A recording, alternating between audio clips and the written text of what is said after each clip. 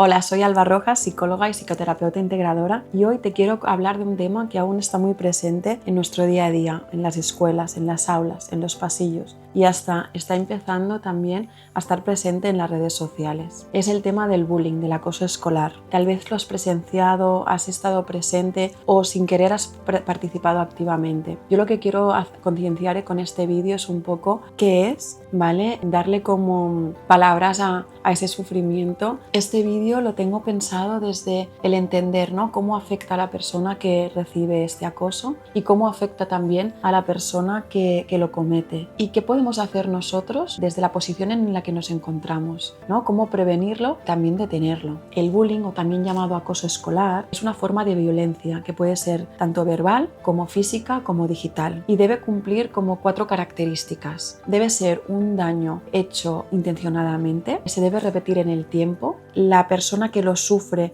no está provocando a la persona que lo comete, y la cuarta característica es que hay un desequilibrio de poder. Normalmente el entorno donde se realiza el bullying suele ser en un entorno escolar o también en entornos cercanos, ¿no?, como en el parque, en casa, ¿no?, si es a través de las redes sociales o del WhatsApp. Antes era como muy limitado en la escuela, ahora vemos que este fenómeno, ¿no?, esta forma de violencia se va extendiendo en otras partes. El acoso suele darse a espaldas de los adultos, por lo que los adultos, ¿no?, a veces parece que tengan un papel de pasividad, pero en realidad es de desconocimiento, no saben qué está ocurriendo. Como os decía, suele ser en entornos del colegio, pero en zonas donde no hay vigilancia, ¿no? Normalmente pues en pasillos o en baños o en zonas del recreo en que no son vistos. Y la persona que realiza, ¿no?, este acoso realmente sabe que esto no está bien. De alguna forma sabe que no está bien, por eso se esconde. Existen diferentes tipos de bullying, como os decía, porque hay diferentes formas de violencia. Y aunque no todos dejan marca, todos dejan huella. El bullying verbal es el que tiene que ver con insultos, hablar mal al otro, minimizar, crear algún apodo, ¿vale?, crear un rumor, ¿no?, para que se extienda. Entonces está también el bullying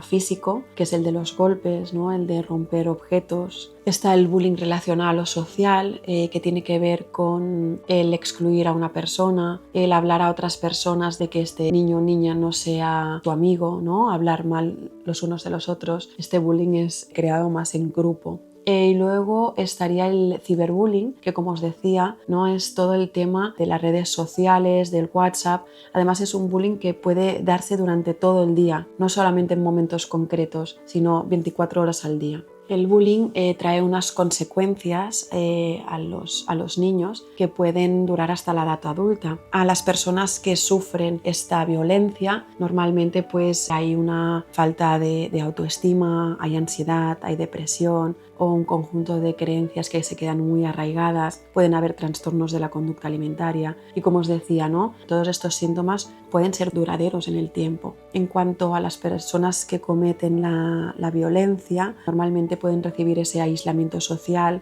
también lo sufren, ¿no?, en este aspecto. Seguramente hay problemas emocionales de base y también, bueno, pueden tener implicaciones legales. Y en cuanto a los testigos, ¿no?, a las personas que están como observadores, muchas veces hay mucha ansiedad y miedo por si son los siguientes a ser atacados. Es algo que afecta mucho también a todo el grupo, porque muchas veces los testigos están en una posición de ¿qué hago?, ¿no?, porque el miedo es como la emoción que más se observa en esos momentos. Bueno, y algunos datos que os pueden servir como también para poner también realidad en todo esto. El 15% de personas que reciben este acoso suele ser por su apariencia física, el 10% por ser de otro país, ¿vale?, por raza, y el 5% por religión. Según datos de la UNESCO, dicen que 1 de cada 3 adolescentes reconoce haber acosado a otra persona en algún momento del periodo escolar. Otra de las preguntas que yo quería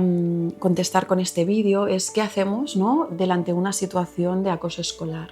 Pues en primer lugar, ¿no?, si eres la persona que recibe esa violencia, es muy importante que lo puedas comunicar. Y hago un paréntesis, ¿no? Es muy importante que los niños y las niñas tengan suficiente confianza, ¿no?, en casa para poder explicar lo que les está pasando. Y yo siempre digo, ¿no?, si no es así en casa, busquemos una persona de confianza, busquemos a un profesor o un adulto o un compañero que nos pueda ayudar, ¿no? Y sobre todo exteriorizar lo que está pasando. Si eres testigo, te animo a que no participes y que puedas ayudar, ¿no?, a la persona que está sufriendo. Y si no puedes ayudarle, también, ¿no?, como decía, buscar a una persona de confianza a quien podáis recurrir para contar lo que está pasando. Y si eres padre o madre, ¿no?, es muy importante escuchar a tu hijo, creértelo, confiar. Al final no tendrás una prueba súper sólida de que está ocurriendo, ¿no? Entonces te queda confiar, poder hablar en la escuela para que la escuela observe y se pueda, ¿no?, detener todo esto lo antes posible. La prevención siempre empieza en casa, ¿no?, desde la educación, ¿no?, desde una educación,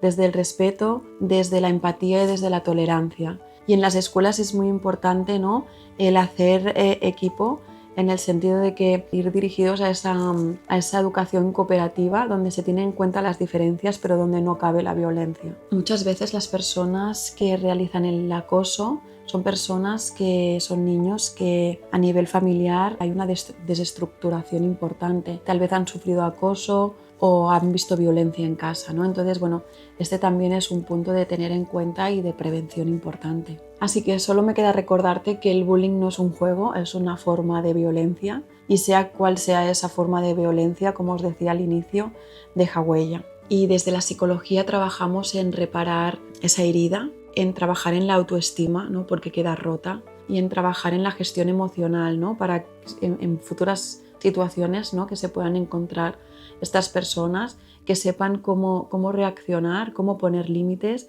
y cómo hablar, ¿no?, sobre esto.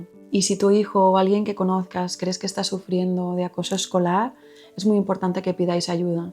De verdad que es la mejor decisión que podáis tomar para empezar a reparar desde lo más pronto que podáis, porque si no se instauran dentro unos patrones y unas creencias, ¿no?, que luego en la edad adulta cuesta mucho más, ¿no?, de trabajar. Y recuerda, muy importante, el silencio protege al agresor, el hablarlo, visualizarlo, el actuar protege a todos. Y si te ha gustado este vídeo, pues te animo a que te lo guardes y a que lo puedas compartir con otras personas que creas que les puede interesar. Y como siempre te digo, si te interesan estos temas, cada viernes os hablo de algo distinto que tiene que ver con la psicología, con las emociones, con las relaciones, con la comunicación. Así que suscríbete y así no te pierdes ninguno. Hasta el viernes que viene.